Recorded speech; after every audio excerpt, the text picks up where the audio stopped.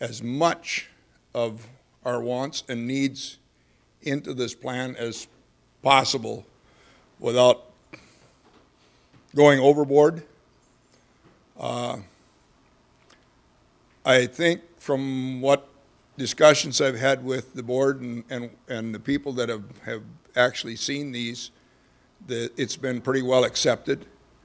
So I guess with that, we'll have the architect go ahead and do whatever presentation he can do here. And if you have questions, come on up and use the mic, because it's all being taped for the people that aren't here that can get on the computer or whatever and see what we've come up with. With that, go ahead. Thank you, Charlie. Ooh, that's loud. Well, my name's Scott Melland. I'm from Grand Forks. I'm an architect. I've been one since 1986, actually. I hate to admit that sometimes, but what I'd like to do is give you a quick overview of the project. And this particular sketch is probably the gist of the project, really. There are some other drawings that I'll show you.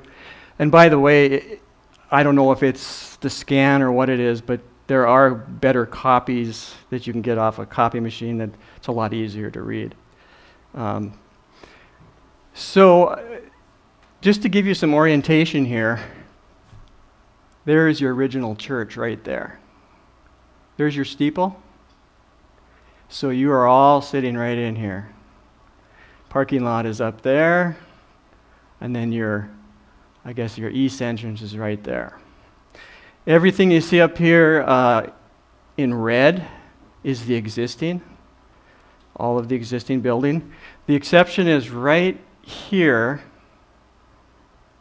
is the altar, and on this drawing, this will be gone. Anything you see in black or with a shading of brown, that's all new. So in essence, this space here, this whole, I don't know what you guys call it, but it was an addition at one time, correct? So that, we haven't done anything with this. Here's your library, office, your bathrooms, your kitchen, fellowship hall, your stairway to your basement, and like I said before, there's your, what's the word? Steeple, thank you. I was going to say cupola, but it is kind of a cupola up there. So the only thing we've suggested here is a reception space and then a private office here, but everything else pretty much stays as it is. Now when we get into the existing church itself, the idea is on that wall will become a new entrance, a main entrance. And we'll have a covered roof over that, and you'll see there's some other drawings of it that shows that. So it's like a portico, so people can drive up and they can come into the church and be undercover in case it's raining. And then flanking the new entrance in the middle will be restrooms, because the occupant load or the number of people you have here, the restrooms you have in the back there's not going to be enough toilets and sinks by code. So we'll have to add some restrooms. Now this big rectangle is 60 feet wide by 80 feet long. And I came here early just so I could walk around the church, because the last time I was here it was dead of winter and it was pretty cold. But I would suggest maybe if you are interested to walk out there. I kind of paced it off to kind of see where it lands. And there's some oak trees right here. And then there's another one over here. Plus you've got the electrical coming in from that direction. But it gives you an idea how big it is. And if anybody wants to volunteer sometime, you could go out there and stake it out. Just you could just put some stakes and some string so people can get a sense of how big it is. Anyway, so what we've come up with here then, within this rectangle, this of course is going to be the main sanctuary. So all of these are seats, and there's 117 on each side. Well, I got 144 actually, but that's a tight squeeze. I used the smallest chair available, and code reads usually 7 square feet per person in a sanctuary space, but most people, when they're planning for chairs, they might go up to 10 or 15 square feet just for a little more elbow room. So I made this as many as I could get in there. Of course, you've got the altar here, which is raised, just like this one, and then to the right side will be the piano, and to the left is the organ. And then we've got a classroom and a classroom on each side. So coming out of the sanctuary, you've got a hallway here, sound room, storage, another classroom, and then we've got 2 stairs. Those 2 stairs will serve the basement as well as a mezzanine. And a mezzanine is, you all know what that is, it's an upper level that's open to the space below. So there is going to be a mezzanine up kind of in the middle of this area. So on the north side then, we've got 3 equal sized rooms, 3 of them being classrooms, and then 1 being a nursery. And the nursery is placed here because it's closest to the restrooms for functional purposes. And then we have an exit here, which has, since the ground drops off so much, we're going to have a wall here, maybe a wall that's 3.5, 4 feet tall, so that people can exit out this way and then into the parking lot. So one thing I want to say about this plan is you are maxed out. So in other words, since this building is not sprinklered, we can only build so many square feet. And with this plan, we are at that limit right now. We can do that without sprinkling the building, because if you sprinkle the building, it's going to be expensive, and you need a 3 or 4 inch water line coming in from the outside, and I would doubt that you have that here. Most places don't. So the goal is to make this conform to the building code by pretty much maximizing everything it'll let us do. And so there's one thing I want to mention is all of this original church here, and then all of your addition is all wood frame construction. So that's the reason why they don't allow you to build it too large, because if there was a fire, you know, you want to contain it. So one of the issues we have here is when we add on to the west with this addition, that's going to put you over the occupant load for sprinklering. So we might have to there's supposed to be a wall here. I don't know why it's turned white, but there's a wall here. There might have to be a firewall there with a fire door that would be open with you can leave it open, and it has a mechanism on that'll shut in the event of a fire. So that's something that I would like you to be aware of. And then the mezzanine up here. I call it a mezzanine because a mezzanine is different than a second floor, according to the building code. If it's a second floor, then this whole scheme does not meet code, because you're only allowed 1 floor with wood construction at that square footage. So that mezzanine up there is something that does have some ramifications for the code as to what you're going to do up there. Because if it's classrooms, it's going to require more occupants. And any occupants in here, they have to come down the stairs, and I have to count that occupant load with all these and then figure out how much room everyone needs to get out. You can have that mezzanine open, so if you walk up the stairs and then you look out, if you're upstairs here, you look out, you could see the entire sanctuary. You can leave it open, or you can close it off if you want to and put glass in there. Is there any questions on that basic concept? Is there a basement underneath? Yes, that's a good question. There is a basement underneath this rectangle.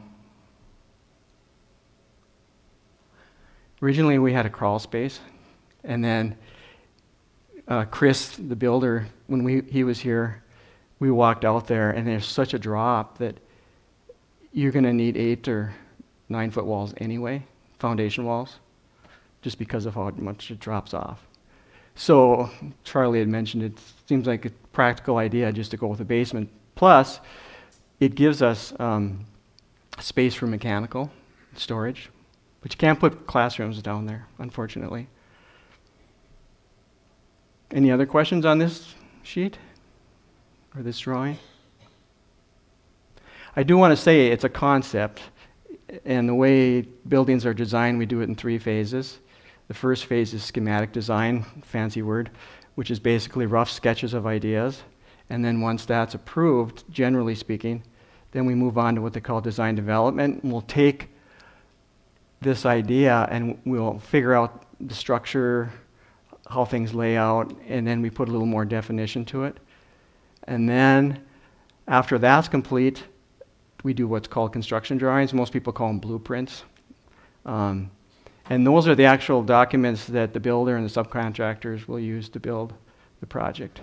So this is really early in the stage, but that's as far as I was asked to go, which makes sense because there's no point in going any further with this until you have an idea that you all agree on. Kurt, could you switch the page? Okay, here's the basement you were talking about. So it's 60 feet by 80 feet. It's actually 86, excuse me. Now, we haven't designated anything in here other than an access door here for moving stuff in and out. And these dots are basically steel columns, and these dashed lines are steel beams that go north and south. And one of the reasons we're doing that is because we're going to match this floor level. So when you go from here to the new sanctuary, it'll be one level floor. But we don't know how deep we're going to go. Right now I've got a 9-foot foundation wall planned. So the idea is if we use some steel here for support, we can make that floor really shallow. You've probably seen houses under construction, they got these big floor trusses with the webs in them. Well, that would be too deep for here. We could use them, but then we'd probably have to lower the slab farther down. But that's something that's variable at the moment because I really don't have any exact measurements from this floor down to the existing road or the lawn. So that would all be brand new poured concrete foundation walls, and then we've got a stair on each end. And then, of course, I mentioned that this space, the altar space, would be gone, but then we'd have an opening, which I think there is right now, to the existing basement. And then this is your other stair going up to your fellowship wing. So it's pretty simple as far as the structure goes, but a lot of this will fill up because you're going to need probably separate mechanical, electrical somewhere, and since it's coming from the west, could come in somewhere over in here. We haven't really gone any further with that yet. Okay, Kurt, next slide, please. So this is the front, which I call the front. Maybe you guys call that the front, I don't know. That was the original front, I suppose, when the steeple came down to the ground level. So here's the original church. This is the original church roof. And then here's your steeple. And that has a dashed line because I had this wild idea that it would really be cool to lift it off and put it here. But that's not in the budget, unfortunately. And I don't know if you'd want to mess with it anyway. So you can see how it proceeds basically from the east to the west. Everything here just stays as is. And then when we get into the original church, like I mentioned earlier, we'll have a little roof and a nice entrance door, and if budget permits, maybe some stained glass in there, and then maybe some stained glass in the bathrooms, because this would be a bathroom and this would be a bathroom. So we'd want to have, if we want light in there, it's going to have to be like this so you can't see through it. And then the addition itself, of course, that's all new. And what you're seeing here, this dashed line is your basement floor. So this one's probably going to drop a little bit. We haven't determined how deep that is yet. But this is the nursery window, and each one of these windows is a classroom. And then this is the mezzanine space that you can see. This is the floor line of the mezzanine floor, second floor. And then this is basically your emblem as a window.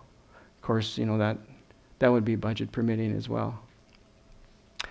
And then the roof here it's very simple. We can vary the steepness of it, but I need to get this here, this dashed line is the ceiling line of the mezzanine. I need to get it to a certain height so people can actually walk up there. But it is variable at this point. Over here is actually that exit. There's that little wall, and then you can exit out on a sidewalk and come out to the parking lot. So it's really pretty simple as far as the structure goes, and I think given your budget, the simpler the better. And the original church is pretty conservative, I think, as far as a design goes. With the exception of your beautiful windows, they stand out more actually against the white siding. But I'm trying to keep it simple, not only for construction, but also not to do something that would overpower the existing church. Just make it, I'm Lutheran, Norwegian, so, kind of blend everything in. Don't make too big of a statement. Any questions on that? Okay, Kurt. Now this is actually on the south, so your office library is here. And this is just a faint outline of the existing church. Wait a minute, I got that? Yeah. Yep, that's right. And then we've got a stained glass window, so the altar would be behind this wall, and then the piano would be there, and the organ would be there, and there'd be a classroom in each corner. Now, I haven't put any more windows in there at the moment, but you certainly can if the budget permits. I would think we'd probably want to put one in each classroom, at least. And the one thing about windows on the south side is when you're in church like you are now, and if you're looking that way, which you would be when this is built, that sun can be kind of your enemy in the morning or in the midday. So we've got to think about that. I've seen churches where they put tons of glass up there. In fact, there's one in Alexandria. They eventually took them all out and they reconfigured them so there's less, and then they put tinted glass because I'm sure the parishioners were being blinded by the light. Okay, Kurt, next one, please.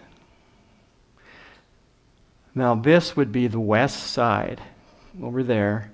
So this is that wall, and there's a person there. This is an exit door. So if you went out that way, you'd go out the exit door and you turn to the right. There'd be a sidewalk and a half wall, and then there'd be a parking lot out there to access. This here is a dormer, and the dormer is there because there's a stairway there, so we got to have enough headroom as you go up the second flight of stairs. You don't want to hit your head on this sloping ceiling. This is the access door to the basement. This is all new basement here. And this is the basement floor. These windows here are, I can't remember, Charlie, if you remind me if these were, reuse them? Supposed to be these stained glass windows, all put into the new sanctuary. Yeah, relocate them. Relocate. Yep. Yes. This is what's called a cross section. So this floor, this is the basement floor. This is the sanctuary floor. There's the bride and groom right there. And this is all of you guys. I didn't get all your faces quite right, but this is the mezzanine up here. So there's people up here that are looking over a railing. And then in the basement, you can see these steel beams here, and then this floor, structural floor, which is It's probably going to be maybe that deep. As close as we can to this floor. And then, of course, this is a wood truss. And they call this a scissor truss, and you see it in houses all the time. It's really common. So it's just, what I'm proposing for the addition is to build it as conventionally as possible, so there's no real extra custom work, because that costs you a lot of money. And I think that's it. Or we got one more. Oh, that's it. Could you put it back on the first sheet, Kurt? Yeah. Does anybody have any comments or questions? Would they be exposed then, or are they sheetrock? They'd be sheetrocked, yep. So I don't know if you saw the little squiggly line in the bottom. That would be insulation. We could expose them, but then you'd have to go to an expensive insulation on top of the roof, and you know, I don't think we could justify that really. I think it would go put the budget over.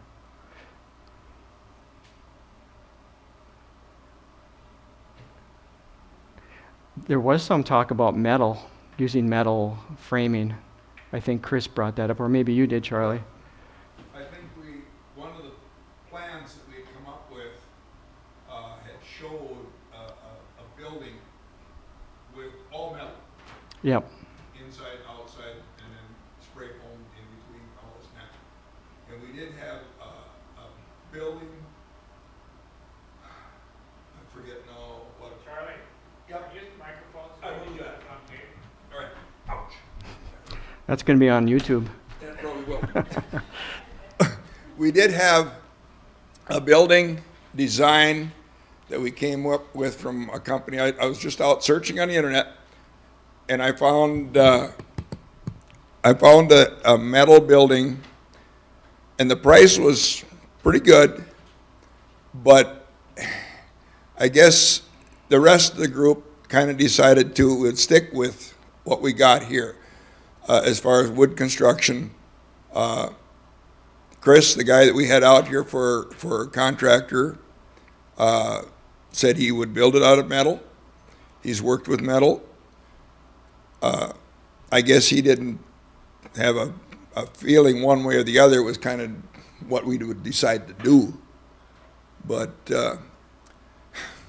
it all depends on, if you want to spend a little bit extra, there would be a slight advantage on insurance, but overall, it probably would balance out.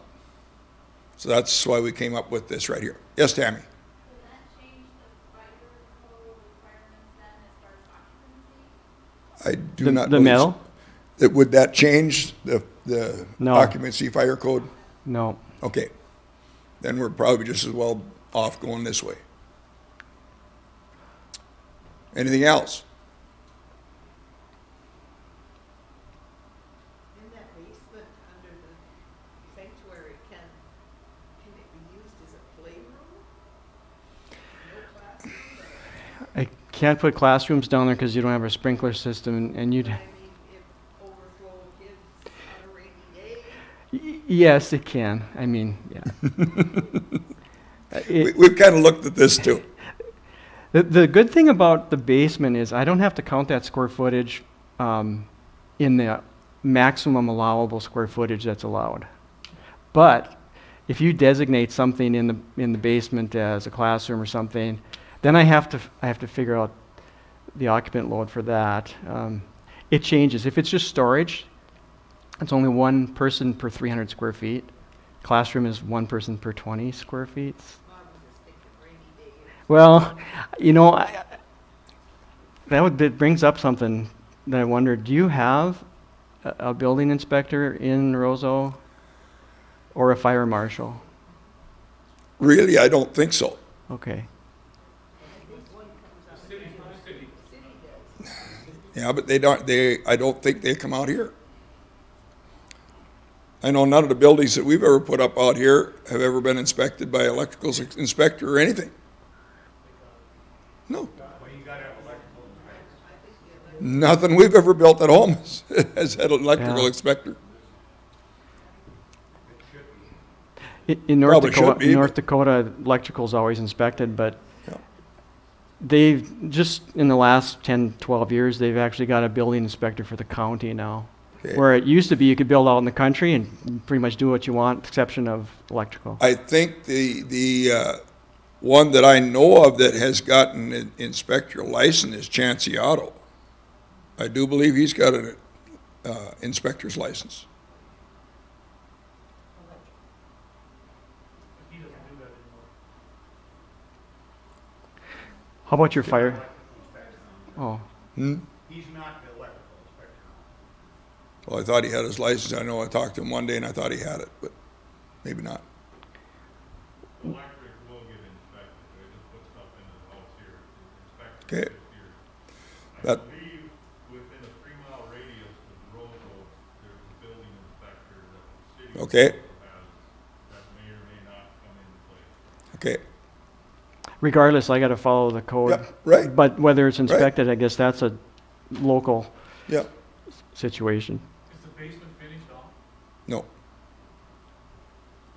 There'd be no reason to finish it because you can't use it, technically can't use it.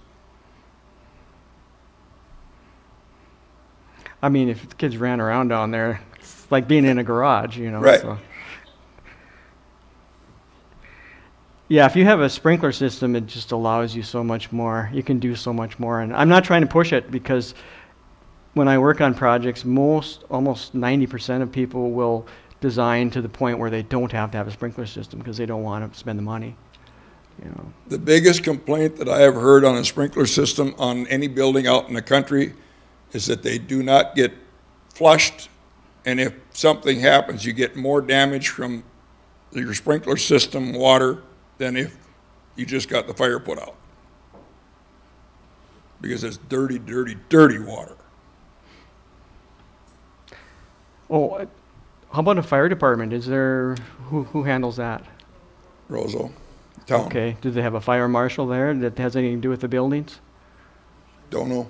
In Grand Forks, the fire marshal actually has equal power as the building inspector. Okay.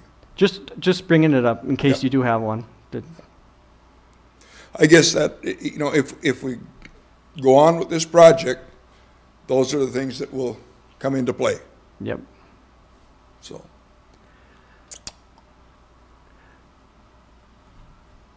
Hey, Charlie, Yep, why don't you have them explain what's gonna happen to the sanctuary? You know, how the building process is gonna go and stuff. okay. From what I understand, that back wall there is where the cutoff line is. It's not at this post. And we will be having services here as usual, all the while this would be built out here. After this is once built, then we switch over and go into services in there. Then the remodel goes in here. Now, I would guess that we'll probably wind up, if this all goes through, when these windows are taken out, we'll have to do something with these windows while they're being redone and put in to the new part. We'll have to have some light in here.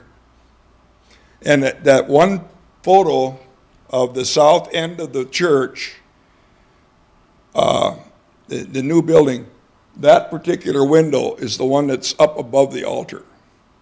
We had no place for that one, so we decided that would be a good place for it, because we've got these big ones going in the side of the sanctuary, I and think those it's two stay.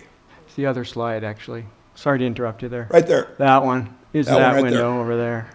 That will be that window there. Yeah.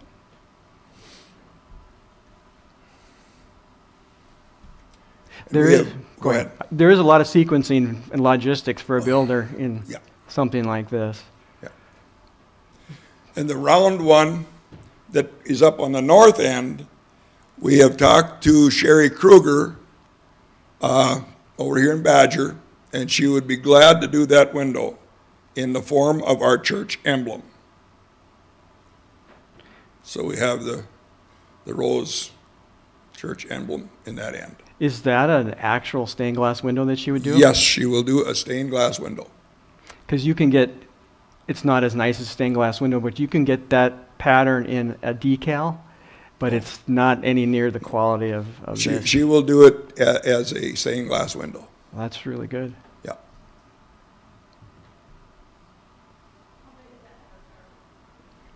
How big is that round window? Approximately 3 foot round, 36-inch This round one? window. It's more like 5. Yeah, you made it a little bit bigger than it's supposed to be, but that's fine. It's Yeah. just there for looks anyway. We can redraw it. Yeah. Yeah. We'll make it smaller. Yeah. They get expensive, Yes, they do. Yeah. Yes, they do. especially round. Yeah. Windows are expensive anyway. So now, one thing I didn't mention was I drew some vertical siding here. I know you have horizontal white siding here, and we can sure do that too. This is just was an idea. If you wanted a little contrast to make the sanctuary stand out a little more, but that's nothing you have to just think about now. It's an Well, option down the that road. is one thing that I think was brought up, Oh. and I do believe, if I understood Chris correctly, the whole church, this and that will all be recited to match, Okay. because there are holes in our existing siding, vinyl siding. It's needing work. So yeah, right. That if he would get that contract. So that was one thing that he had mentioned. So Yeah, I'm kind of a fan of the vertical. You know, it's got a very Scandinavian feel to it, and just my it opinion. would give us contrast. Yeah, you could even do, for example, you could do a vertical over here, and then you could put narrow on here, and you could make it a little bit shorter to bring the focus into the entrance. There's lots of options with siding. It doesn't have to be the most expensive siding, but if you change the patterns around, you can get a little more interest in the outside. What was on here originally? It was probably wood, horizontal, Yes, I believe so. original clapboard. Yeah, this cross up here I put if we were going to get rid of that completely. But I don't think you'd need that if you're going to keep this, which I think you're going to do. Or is that subject to Well, debate? it's still up for debate. I mean, Okay. depending on the structural soundness of it. Yeah, it would add some money to try to get Yeah, that I down. know. That's a big, Yeah, yeah. there is some talk of the structural soundness of it that Oh, we sure. got to work out yet. Yeah. So, Yeah, first would have to go up there and look at it, which I think you have. well, I haven't been up there for 25 years. Oh. I'm not going to either. I didn't like it the last time I was up there. That brings up a point, though. You're talking about remodeling this, and when I was here last winter, we talked about we were going to leave the ceiling as is, just to save money, because I mentioned, it'd be nice to have a cathedral ceiling in here, but that's just going to be out of the budget.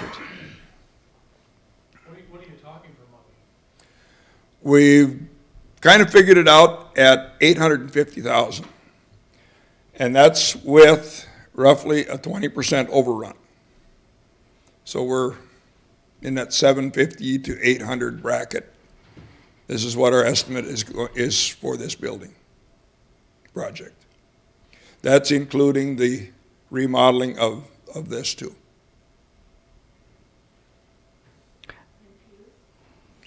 Pews are not included in that price. Gracia has been working on that, and I haven't talked to her now for quite some time. I forget how that went, but she was it her brother-in-law or something that had gotten church or chairs, these modular chairs from churches that were closing down in Texas. They were just giving them away, and they were almost new. And she was going to check into that. Now I haven't contacted her about that, because this is kind of just plain stalled out because of this COVID deal. Otherwise, we'd have probably had our answers for that and a whole bunch of other stuff by now. Mm-hmm. Can I ask a question? Yes. So what is the next step? Do you have one, given the current circumstances? Well, we've got this, this drawings here out in the entry, and we've been encouraging everybody to look at it and give us their opinion of any changes that they might want or anything like that. That's kind of what we did when we did this addition here, and we were hoping to do that for a month. Well, it probably should be 6 weeks, being there's been juggling of people coming back and forth to church, and then hopefully we can somehow have a vote on this and go.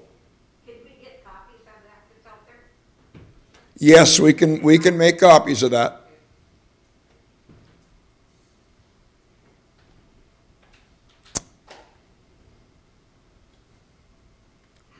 How many students do the classrooms hold? Well, I guess that's a good question, and I'm not honestly sure if I know the answer. Well, it's going to be the square footage divided by 15 as a rule, Yeah. so it's not going to be that many. The thing is, that's all the space I had available. So those are as big as I could make them. I think our original request was for 6 classrooms, and we've got 5. And they're awful close to the measurements that we had originally went for 6. So it's gonna, should cover what we've got supposedly. Yes, Tammy? Never mind, that was something else. Okay, Kurt? Oh, I do have a question though, and I know I brought this up before, but the main entry there, should I come up there? Yep, please do. I don't wanna yell. Just while you're walking there, it's probably going to be about 8 to 10 at most kids in there, and the 10 would be a tight fit. Okay. Go for it. Sorry, I don't wanna yell. So we Come have on. the main Want a entry. pointer? Oh, sure. Look at that, I'm professional. How does it work? Just press the red button and Oh, look at aim. that. Okay, so we have the entry here, and then come through here to come into the sanctuary. Is there any way at all, I know this is the sound, and you probably have something to say about that, Kurt, as far as like the best way to go about having the best sound access and hearing and whatnot. But I'm afraid, this is my one fear, and I know with a fire door potentially here that might cut this off. But you know how when you come into Messiah and you come into the entry and then like you have to go down that hallway to get to the fellowship hall and it feels weird? I'm afraid of it feeling that way when you come into a hallway to get into the sanctuary. That you'll probably just keep going straight instead of turning. Just, well, no, just the Oh. feel of it. You know, just that it's not, like, I love how we come into an open space and come right Yeah. into the sanctuary. You know, Yes. would it be better to do an entry here and classrooms across here, you know, and a bathroom here and here or something? I don't know. Well, I agree with your point. If you were to align that, an entryway with the altar as it goes north, between the aisles of chairs, and then it makes its way north. I mean, that's the traditional way to design a church entrance. Right. Very, The one, you know, okay. The ground I might as level, well- I might right? as well get up here so everybody can hear this. The one problem with doing that is our ground slope out here is terribly low. Okay, out here, we're probably gonna get by with maybe, what, 2 steps? Roughly. Out here, we'll probably wind up with 5 or 6 or more to get up into the church. Because we really don't want to mess up our slope out here in our parking lot. That is going to be our big problem, and it's going to be expensive to haul in fill if we do that. That's one of the things that we kind of went with when we decided maybe we should go with a basement versus just a flat floor, because the amount of yardage to haul in, to fill, to bring us up to ground level would have been more than what the basement is going to cost us. So that's something to think about if you're going to move that entry. I would say aesthetically, that's probably the best way to do it. If it was If it was straight, was over oh, there. absolutely, I Yeah. fully agree. Yeah, I think you're right. When you walk down that hallway, you're just going to feel, you won't feel like it's in a church yet until you get into the sanctuary. So I think that is a conundrum on that. It's plan. probably one of the compromises we're gonna have to make to try and keep ourselves within a decent budget. Would it matter if we have that many steps, considering we're gonna have to have a ramp no matter how many steps we have? Why would you have a ramp? It has to be accessible. Our wheelchair entrance is right there. Oh, there, they got it over there, yeah. So why do you have to have steps and stuff outside anyway in the wintertime? They're gonna be icy and people are gonna fall. Can't you work out some way so you can have the steps inside under? That's why we're still hoping that this doorway will always be used. And anyone that's having any difficulties in walking, balance or whatever, park on this end, use our our handicap access. We're encouraging that. You're still gonna have ice and stuff like in the wintertime, if people aren't there to clean up. I guess we're gonna have ice no matter how you look at it, whether it's on steps or if you have a flat slab. That's an argument that we aren't gonna get around. No, but you could rework that vestibule a little bit, if the, And pull the steps in a couple. yeah, because then the steps are True. always dry. They're probably wet from people's Feet. shoes, but there could be a nice rug there. We can do that to a point, I think you yes. could work that, as long as they get to fit so it doesn't encroach on the parking. True. But yeah, that would be better. Can be done. Easy for somebody to fall on the ice, whether you're young or older. Yeah, that's There, true. there will be a railing, I would assume, on the 2 or 3 steps or whatever it gets to be anyway. Yes, exactly, yeah. Has to be. So, yeah, I mean, I really do like the idea of that entrance over there. You walk in and you'd see all the way to the altar, just like you do here. Yes. But when I was walking there before we met here, and it is quite a drop. Well, if I'm not mistaken, where's that button? Right at that corner there.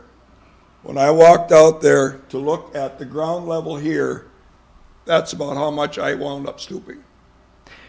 So you see, Yeah. we're looking at that much fill or drop in our ground level. I So you count, see how yeah. many steps it's gonna be. But maybe maybe we cut we made everything really simple. I like Tammy's idea. And we've done a lot of simple things, maybe just the one extra thing that we did change that. I mean, how much would it be to, Well, just a rough guess, probably, fill to kind of slope this to get to that point, and then you're gonna wind up with quite a drop off then if you go from this corner, because this will be 5 foot lower than right in here, and we still gotta keep here. We can put a culvert in here, because that was mentioned before, put a culvert underneath our walkway. I suppose it's possible. I had another idea. Can I use that pointer? Yes, please do. Let's say that we did move this. I'd actually take this whole thing and move it over to here. Put the entrance here. I know this isn't perfect, but could we put like a concrete wall here and that way? Let people walk this way and it could be up a ramp? Or no? Don't like that idea? I mean, I'm just giving you an idea to accomplish that, because you can't really go straight out. Well, you could, but it wouldn't look quite as nice. You'd have to have. Okay, go to our north view, Kurt, for just a minute. Okay, in other words, you're talking, there would be an entry door here, Right here. and you'd come build up our ground level and have a wall part way so we could stay at ground level walking into the church from over here. But then if you're gonna come in here, you'd have to either walk all the way around here or have steps on this side of it. Correct, yeah. It gets a little complicated. Yeah. But where, or what does that do for drainage, parking lot drainage? There again, we'd probably wind up having to build up, either build up ground or put in a culvert system underneath whatever we build up. unless you only go out roughly the 8 foot or whatever it might be, 10 feet that we've got the sidewalk at now. Then you could probably do that. Mm-hmm. So when I got here, I drove through the cemetery, and then I parked, and then I walked around the building. But over there on the west side, there's that road. What are you going to do with that? Are you going to move it over That to the gets west? moved all the way to the west property line. Okay. And is there any people that are going to object to some of these oak trees coming down?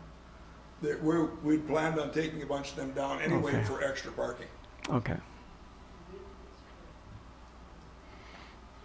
It sure would be nice to work something out here, you know, to get this over here. I mean, that would, I aesthetically, that's probably one of the nicest things you could do here.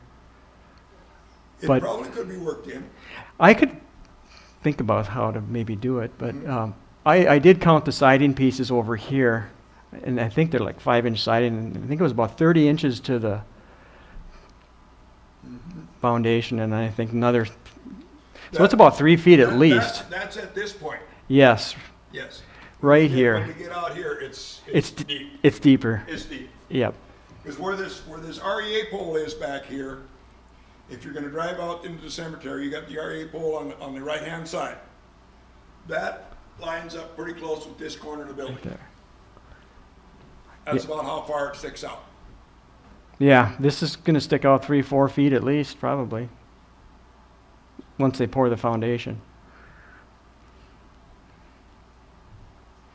That's probably the really most difficult part, is dealing with this out here. So is that fill a special kind of fill, or can you use gravel used, or is it not? There's a lot of gravel. Gravel out here, there's no question about that. I think the point she's making, I can't speak for Bob, but I can speak for herself, there's a gravel pit right behind here. Part of it. I'm sure Stolzko's quoted hauling it from someplace else, they hauled it, to haul it here. It's gonna be way cheaper to haul it out of, 3 blocks than it is here. If fill is the issue, I don't know. Yeah, I can't answer that. I don't know. I would only say if you're open to that, maybe it's worth everybody discussing that, not right now, but when you Yep. have time. Well, anyway, the reason I came up here is the question was asked, well, what's the steps, what are we going through here? And of course, this meeting was participated by we had our last church board meeting. We decided to have this informational meeting to get everything out.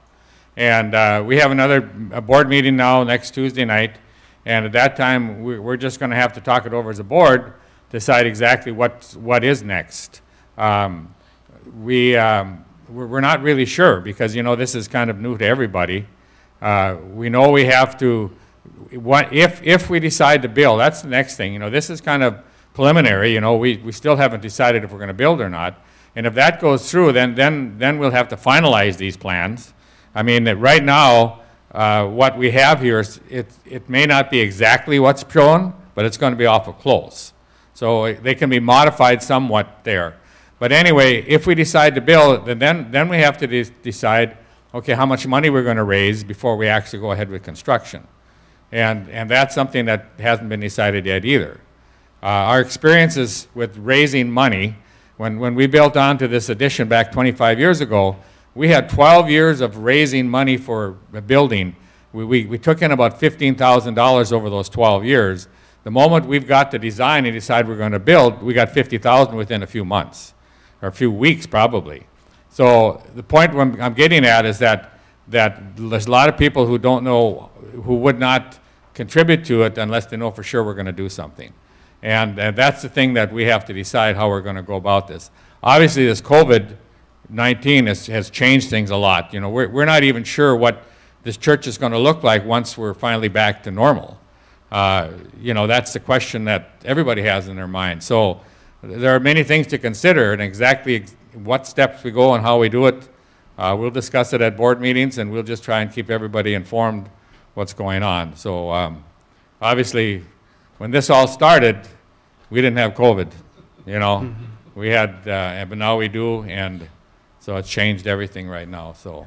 So that's basically what, you know, we don't know what the next step is going to be, honestly, you know. We'll just have to take it and we'll figure it out, but we're not exactly sure what it is right now. Okay? I guess one final word that I've got is that this has been our general plan. Yes, it can be tweaked. There's no question about it. It can be tweaked. So we need your input. Say whatever you like. You can't offend me at all. I have a question. In fact, I talked to you a couple times. In order to get the input from people, you're gonna have to send out letters. You have got a list of all the members in this church, and a lot of them don't even know what's going on. What's wrong with sending out a letter to each one of your members? Well, you know, this is brought up at their annual meeting. I'm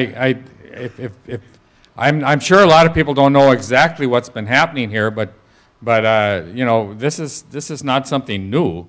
I guess you know, we can send letters out. I'm not exactly sure what we're going to say in it, because right now we're investigating building, but we don't know exactly what we're going to do. And I really think before we get really involved in this, as far as is we have to have some decision exactly what's happening. You know, I would, you know, hopefully now that we're taping this, so we're going to have it on our website and stuff, and people who aren't here tonight are able to access it through YouTube or whatever, so that they will get this information. And How many people do not have websites and stuff like that? well, we're yes, okay. Well, then we can make all kinds of copies of this, you know, and give it to people who want one, just like we do with church services. If they request one, we just give them a DVD, and they can play it, you know. So it's not only on that, but you know, there's many ways we can get this information out. I think that for people who want more information, looking at what's been going on here is going to explain a lot more than us sending out a letter, you know. And I think we can accomplish that goal by getting people informed by either giving them DVDs so that they have to look at it, or if they can get watch it on the web, you know. So we can get this information out. What kind of financing deal does the church do to build something like that? How many years and who did they borrow from, all that? Yeah, you know, Ray, I'm sorry, I didn't I didn't understand the question, so Where does financing come from? Well, okay, I don't know if we went that far as financing is going to be, you know. Tim has looked at a bunch of information, but he's not here, so Yeah, I'm not sure, you know. I mean, but that's something that we'll look at. There's a lot of people who borrow money for churches, so it's not that we can't get money. It's just a matter of, I don't know how much money they would require for us to have down and all that kind of stuff, and that's, you know. And another thing that we would do before we went ahead and stuff, if we borrowed money, we would have a show exactly how much the cost would be per month or per year, and so we know that if our budget can handle it, you know. We've had interns for the last 3 out of the last 4 years, and we've been dishing out, if you will, about $35,000 a year to those interns, and we still have been holding our own, you know. So I mean, that's money that could be used for a building payment if that's what we choose to do or not, you know. So I mean. I'm against, I think we should have our ministers and do more work like that than to put it all into our church. Get that payment down low enough so that Right. we can do things with other people and other churches and stuff. Yeah. Yeah. So, Kurt. Right. I just want to say, I'll get up here. Sorry, my voice carries anyway.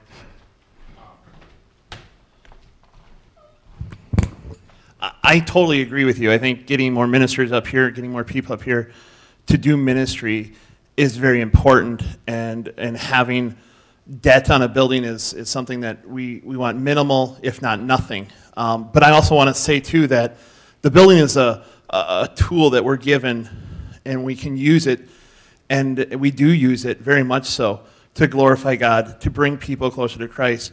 And as we go through different phases of life in this northern country and stuff, there's constant changing. You guys can hear, you know, there's churches in Roseau that are without pastors. People are looking for God in new ways and different, and it's a new time. And I just want to encourage you guys to prayerfully put this on your prayer list. Not whether we should go with it or not, but really what is God asking us to do?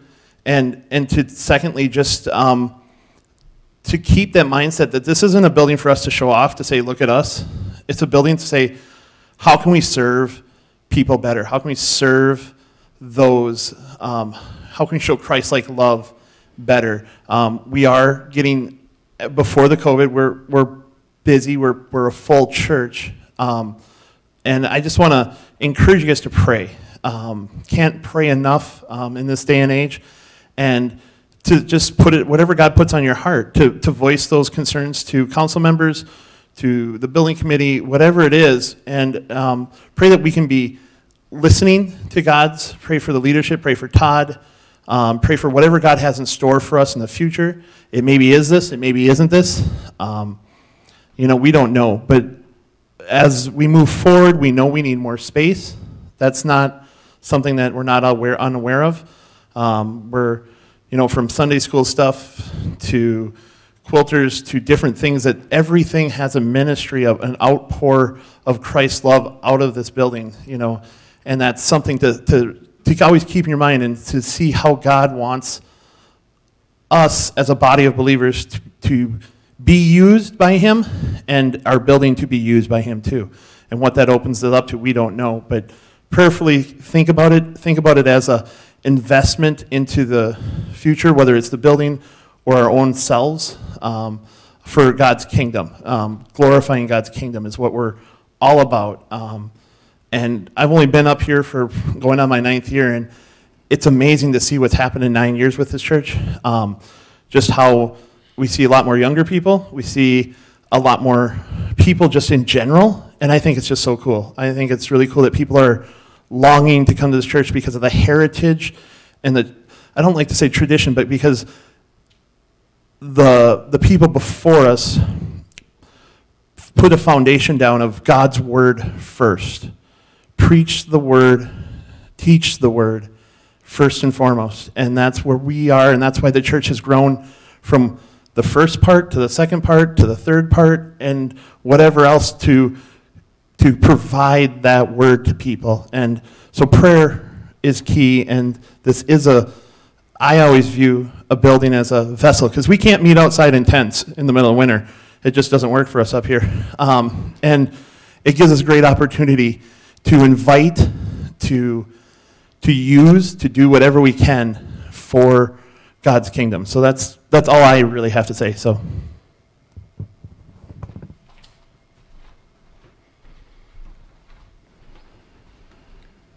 Do we have any more questions that we have to address now? Yep. If we were, I mean, if we proceed with this and we, you know, we're gonna continue to have meetings and we're gonna keep going to some point anyway, make some decisions. I'm assuming that this is not gonna happen tomorrow, it's probably not gonna happen next year. So therefore, structurally, I guess, are there things that we can do that can be incorporated into the new, like, if there's, like that wall, if that wall has to be fixed, can we fix it with the thought that some of this can be, like, approved for the next step, should we decide to build? Well, I guess as far as that wall is concerned, that will be the east wall of the new sanctuary. So if there's going to be a fire door, yes, that could be put in behind that altar anytime. You know, if that's what you're asking.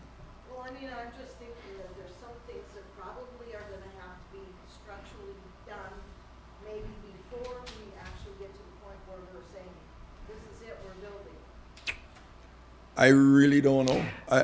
Other than that, I really don't think there's anything can be done, because if this project should should go ahead, one of the first things that's going to have to happen is that the kitchen, the old kitchen downstairs will be destroyed, because the cement will have to go make room for the new part. And that'll be cut roughly in the middle of that old kitchen, if I'm not mistaken.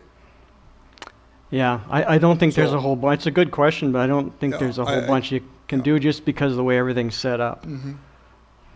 Stained glass windows, if you were gonna move them, we know somebody that fixes them? Yep, we've got 2 different companies that are capable of doing that job for us. Okay, do they say how long that takes? I'm not sure if they set any time limit, did they, John? I didn't really know. I didn't get. No. But I You gotta take a vote and do it.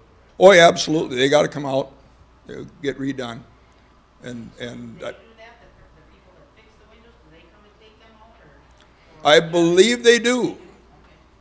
So they're once they're in their hands, then they're guaranteed before they come back against any breakage, warpage, whatever it might be. So, and I think whether we rebuild or not, I do believe that project was in the works, is having these windows redone. And I believe, if I'm not mistaken, the opening part of it will be gone, because when was the last time those windows were ever opened? 10, 12 years ago or more? I mean, we've got air conditioning now. It's not that will be just surfaced over, fixed otherwise. Anything else? Well, the changes that Tammy was talking about, is that something that you draw up again, so we see what that looks like, or? I can, because, I think for all of you to know if it can or cannot be done is a good thing. It helps you decide. So I think it's a good idea that should be, it wouldn't take too long to No, do those, something. as far as the plans, those are kind of minor part of the drawings. Right now, this is a pretty easy phase, Yeah. compared to Yeah. blueprints. Right. So maybe that's what we should do, is have you incorporate what we've talked about here, and Yeah. and then we can set that out here to also have a look at. If you're okay, I would do that, because then you're not leaving a stone unturned, Right. You're going to know.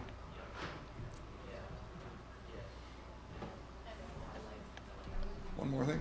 Go ahead. I just want to address, I don't know who was asking about sending out information, like a letter or something. One thing, I can talk to Joyce about it, but we certainly could probably send a physical mailed letter, especially once we get to the point of having the exact information and we're going to go for a vote on it. But we have been sending out regular, there's been weekly emails that talk about this upcoming meeting, about other meetings that we've had to discuss, different ideas and whatnot as far as the building goes. And we have, it's been noted in the newsletter as well. So it has been put out to anybody who has interest. So hopefully, if people have been watching services online, or if they've been here in person, they've heard the announcements, they've heard the many, many different ways that we have given opportunity to hear this information. So it won't be a surprise to anybody. And then the financial piece, like I said, Tim has looked into some of that. I don't have his emails right with me, but he had talked to a banker. He had talked about some various financing options, and they seemed very reasonable to me as a pretty, non-financial person. So it seemed pretty doable, and I would assume that any of those options would be presented in exactness, by Tim before we would go to a vote as well. So that would be more precise information on financing. If you have specific questions, I would say ask Tim Fugelberg. And then lastly, as Kurt said, really this comes down to the Lord's leading. And if he's calling us to this or if he's not. And if we prayerfully, as we have been prayerfully on the committee, praying about this and really feel like God is calling us to that, and that's something as a congregation, of course, each one of us individually need to be in prayer about this. And if we feel like God's calling us to this, he's going to provide. He'll do it. It's not a beyond God's capabilities at all.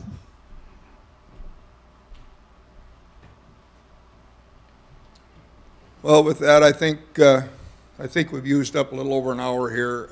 I think we've gotten basically the questions answered that have showed up, and we can do some changes here and bring it back and see what you all think of it. So I thank you all for coming, and thank you, Scott. You're welcome. Thanks for having me. Yep. Thank you.